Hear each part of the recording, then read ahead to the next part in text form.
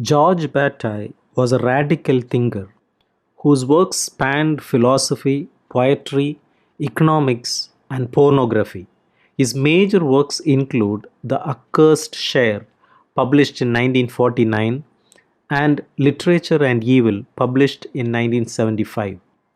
Bataille engaged in what he himself called intellectual violence to produce writings which were often designed to shock and appall, advancing his endeavor to write a heterology, a science of the other, of the heterogeneous of all that had been excreted and rejected as waste matter or undesirable by conventional thought, sacrifice, excrement, violence, blood, incest, all of this comprising the accursed share, pertaining to the bodily and material part of us that has been suppressed and subordinated. All these are constituents of forbidden and tabooed realms whose repudiation and expulsion are integral to the formation of the tradition of rationalism as superordinate to the body and the structures of transcendence, religious, social, political, through which order and meaning are imposed and created. Bataille drew inspiration from deviant figures such as Marquis de Sade, who saw the very notion of reason as coercive and violent. The concept of reason has been used to control and suppress the desires and appetites of the body in the interests of political order and communal benefit. In the era of capitalism, desires must be subordinated to the principle of utility and the requirements of the market, such as economy and efficiency. It should be remembered, however, that Bataille's project of heterology was hardly altogether new.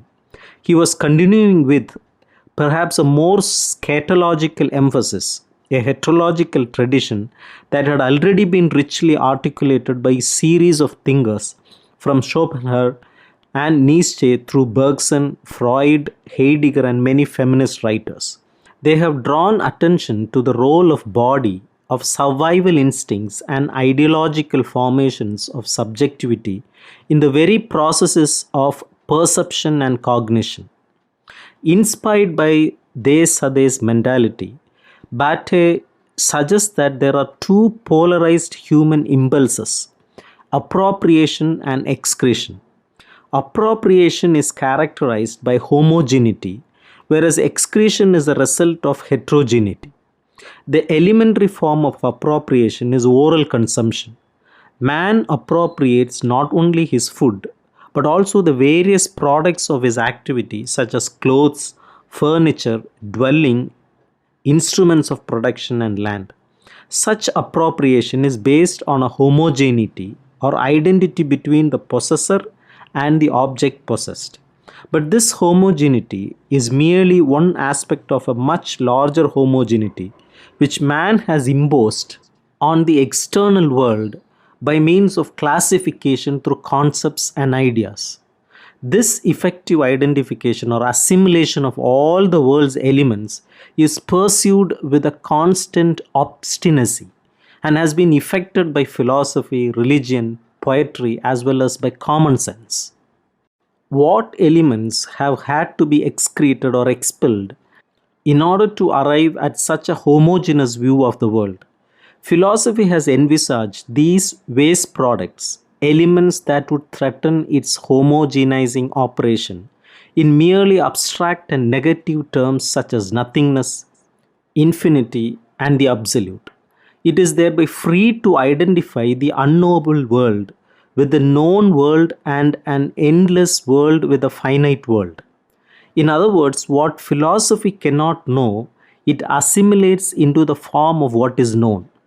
An example might be the notion of God, which, being unknowable, is invested with attributes of the human, such as mercy, love, and wrath.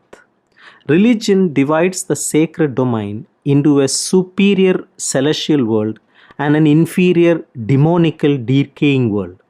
The former is homogeneous, using God as the paternal sign of universal homogeneity, while the latter resists all attempts at appropriation being consigned to an irremediable multiplicity. The excretion or expulsion effected by religion applies to the lower portion of human nature, which is subjected to various prohibitions and obligations. In contrast with philosophy and religion, poetry appears to allow access to a heterogeneous world because it exercises some autonomy in its presentation of life.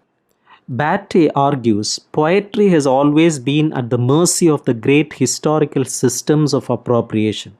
In other words, poetry does not subsist in a vacuum and is dependent on factors such as patronage and later the capitalist market. Poetry's very autonomy leads it into various aesthetic homogeneities and the practical unreality of its heterogeneous worlds, which it sees as superior to vulgar reality, actually perpetuates the process of excretion or expulsion of what is viewed as undesirable, lower, or vulgar.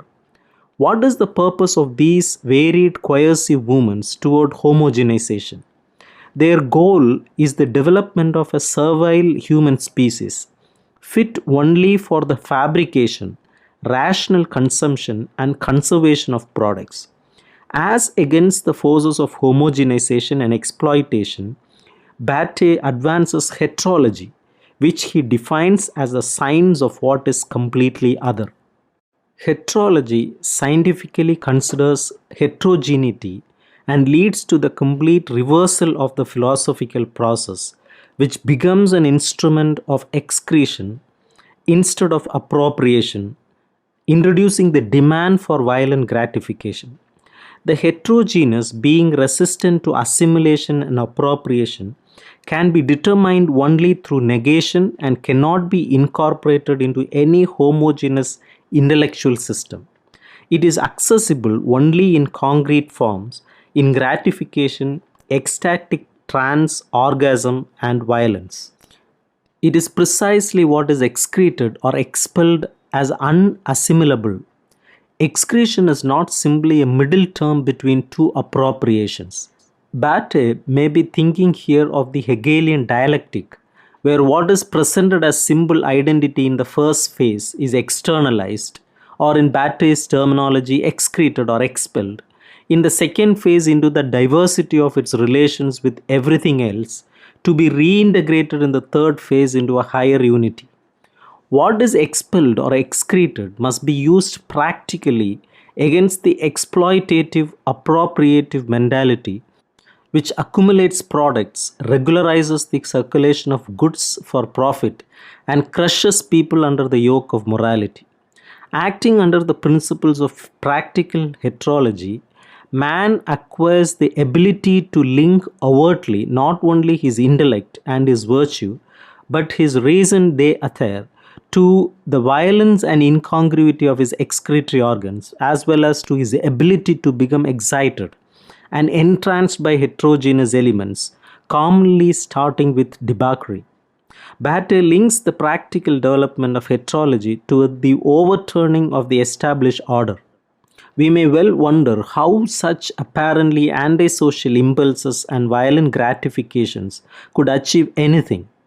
Bataille assures that such impulses, as directed against a stagnant society, where the submerged masses are doomed into an obscure and impotent life, are directed towards social revolution, liberating force with a long restrained violence.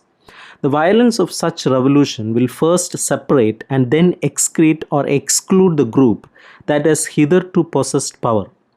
Revolution requires such sadistic understanding which comprehends the need for destruction of the social edifice, as well as the erotic bond which links us to death and physical pain.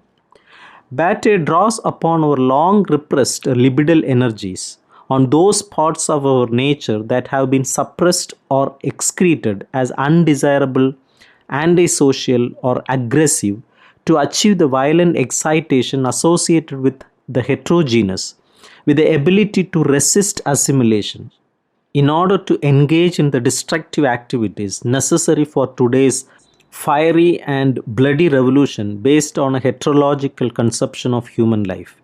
Batte's call is in some sense fundamental to overturn the very project of philosophy, religion, and art as they have hitherto existed, exerting as they have a coercive and falsifying homogeneity over both the world and human nature.